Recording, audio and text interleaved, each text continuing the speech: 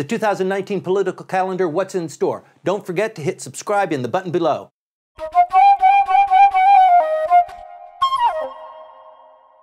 Hi everyone, welcome back to Tokyo on Fire. Today is January 29th, 2019. The Diet just opened up yesterday for a 150-day session. The Prime Minister was there. The Emperor opened up as he usually must. Michael? Well, the Emperor did the usual short speech, and then the Prime Minister launched into what was an absolutely stem winder in terms of his addresses on the policy address.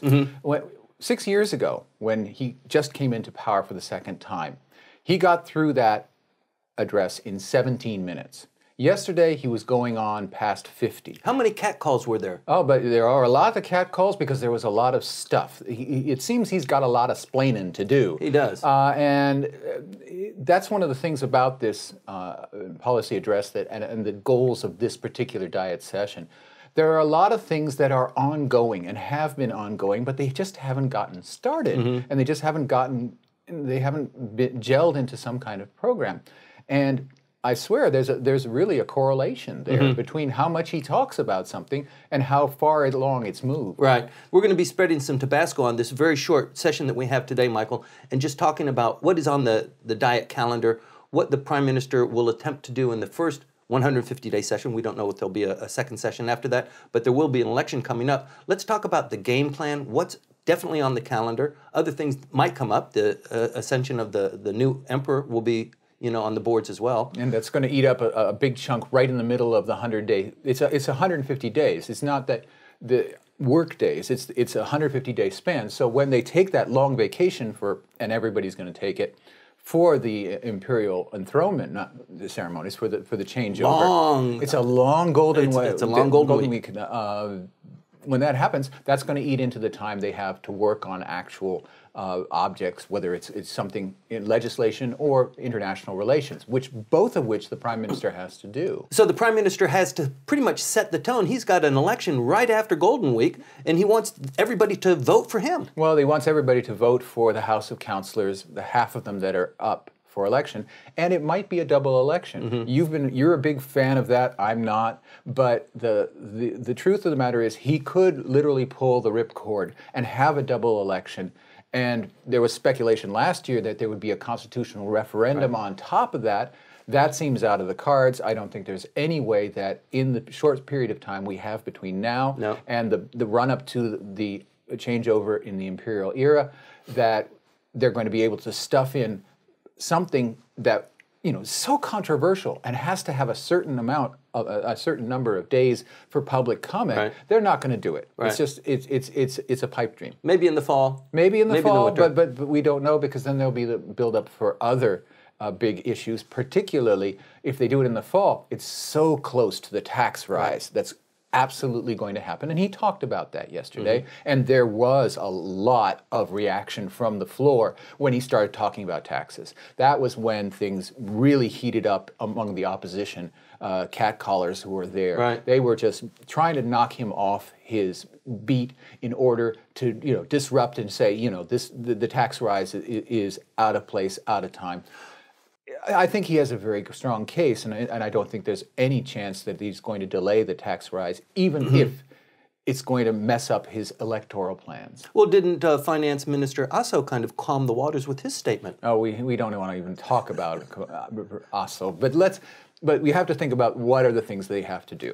First is that they have to pass the budget, and they have to get it done in a very short amount of time, because you have the April 1st requirement that's when the new fiscal new year comes in, and we're starting so late in January.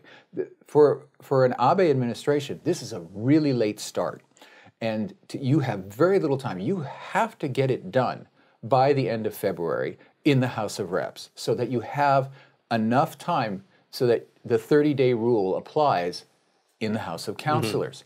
And for constitutional, people don't know the Constitution of Japan. That's probably incomprehensible, but basically this government has less than a month to get the entire budget passed. And the thing is, because of the labor statistics scandal, they had to revise it. And that's just opening up huge avenues for the opposition. There are certain things that absolutely must be done, and there's certain things that are going to happen. They're coming down the path. And when you see what he has on the diet schedule, it is the most unaggressive in like 30 or 40 years. There's just too much happening outside of the diet chambers for him to have control over a large body of legislative pieces that are moving around. He has to keep that quiet, and they did. It's really remarkable that they are so incredibly conservative in the number of bills and the kinds of bills that they're proposing.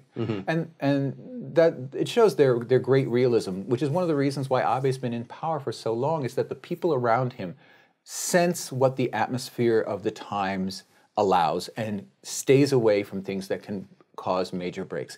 They definitely have one major goal: keep it quiet through July. Keep the public unenthused, uninterested in the House of Councilors election.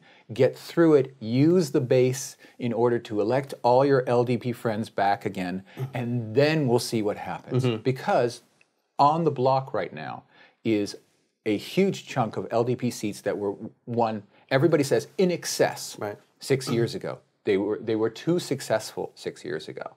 And that means they're expecting to lose seats, and if they lose seats, they're going to get farther and farther away from the two-thirds majority that they need for constitutional revision. And that great opportunity that started in 2016 summer to change the Constitution, poof, it's gone. There's a little bit of a movement, I'm sure you've picked it up too, to hopefully separate from this alliance that they have with the Komeito party as well. If they have two-thirds majority in both houses without the coalition, then that coalition really doesn't have the power that the Prime Minister needs. Yeah, but at the same time, in terms of elections, they know that they need the Komeito. The Komeito provides about 25% of any district, LDP district's candidates' final vote tallies. Maybe a little bit less in the western part of Japan, maybe a little bit more in other places, but they're a solid group. And so they would like to, in terms of policy, pull away from the Komeito and see the Komeito knocked down a notch. But when push comes to shove, they're going to need those votes. And we can see that because the CDPJ continues, the main opposition party continues to go from strength to strength. They're nominating interesting candidates. It looks like they're going to fight in virtually every place on the map. They're not coordinating with the other opposition parties the way they were in 2016. They're pretty damn confident in that they can nail a whole bunch of seats all by themselves. And that's also playing into the Prime Minister's calculations. But the Prime Minister knows this. I mean, he's watching this program too. So it is possible, it is not inconceivable that there could be a sweep because he has the power to call the lower house closed. Yeah, he does have a power to dissolve it, but it's not. It doesn't make sense to me in terms of numbers. That the one thing you want to do is not increase voter totals. You don't want to have a double election. You want to keep things quiet, boring, uninteresting. It's July. I want to go to somewhere else, into the mountains, the beach, whatever. Oh, I actually like the combination. It's after a long golden week. The new emperor has acceded to the throne. It's kind of a party time. It's Matsuri time once again, and then to hold the election there. I think there's a lot to be positive about. Okay, so let's agree to disagree on that one. But in general, he has got a very crowded schedule. June is shot because of the G20 that's coming up in Osaka. He's first time that Japan is a host, and he's hosting the leaders of the world. He's going to look at that as a You think he'll be glad to see Putin? Oh, he'll be glad to see Putin. He's always glad to see Putin, even though that's going nowhere, and we could spend an entire hour talking about that. Yeah. But he had that in the speech as well yesterday. He emphasized that he was going to try to be that prime minister that finally nails down the peace treaty with Russia. Good luck. Yeah, doesn't look too positive. No, and that was basically the main foreign policy thrust aside from North Korea.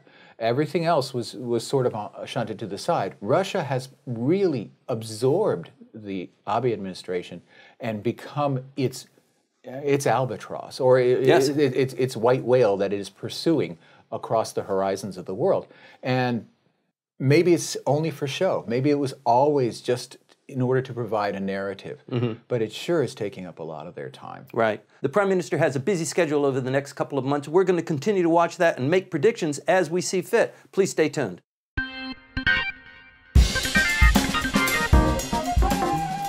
Hi, everyone. Thanks for watching this last episode. Please don't forget to hit like, subscribe, and help us proliferate this channel.